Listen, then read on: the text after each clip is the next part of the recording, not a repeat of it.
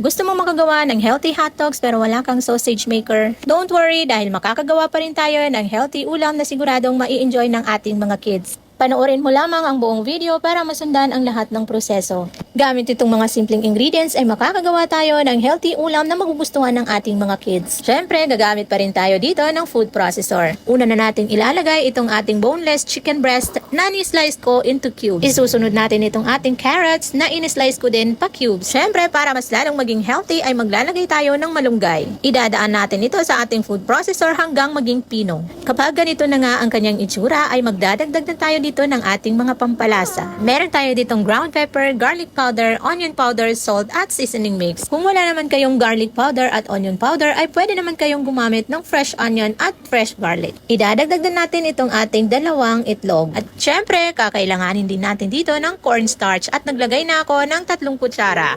Maglalagay din tayo ng 3 kutsarang flour. Pagkatapos ay maglalagay tayo ng 1 basong malamig na tubig.